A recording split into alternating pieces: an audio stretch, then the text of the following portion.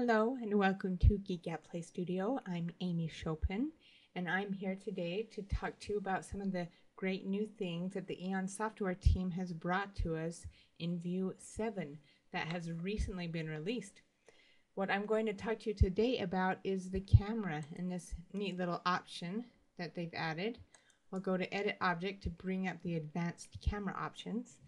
And here we see hiding here is this lens aberration.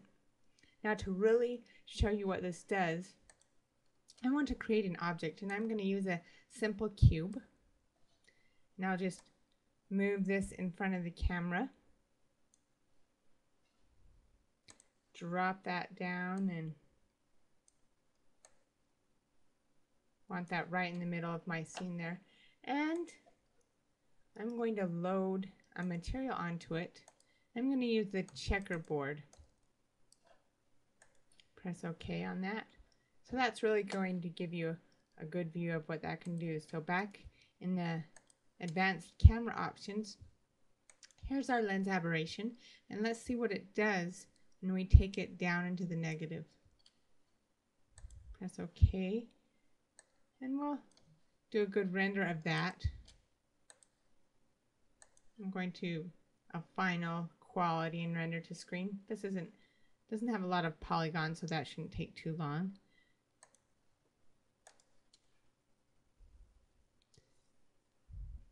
So there you're seeing these lines, the edges bow in, and you can see in the middle it looks pretty clear. There's no distortion here, but the farther away you get from the middle, the more that the lines bow in here. This is called Pincushion Distortion. And it's something that photographers get if they're using a telephoto lens to magnify something very distant and bring it up so that it's close, so that you can see lots of detail in it. And so some of the older lenses, or maybe some of the lower end telephoto lenses, are going to give you this effect, which is something you might want to play around with in View. And you might not want so much distortion, but a little bit might give you the idea that you're zooming in to something far away. To take a good look at that. Now on the other side of this new option, we'll go into the positive for lens aberration and see what that gives to us.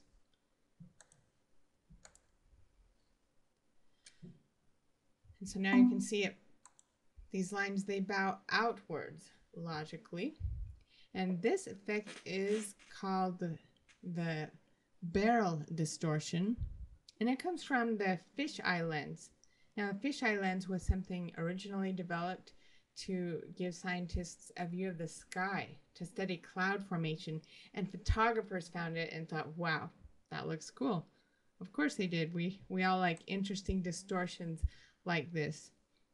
And so they started using it to show like the curve of the earth and to make it look like a broad landscape.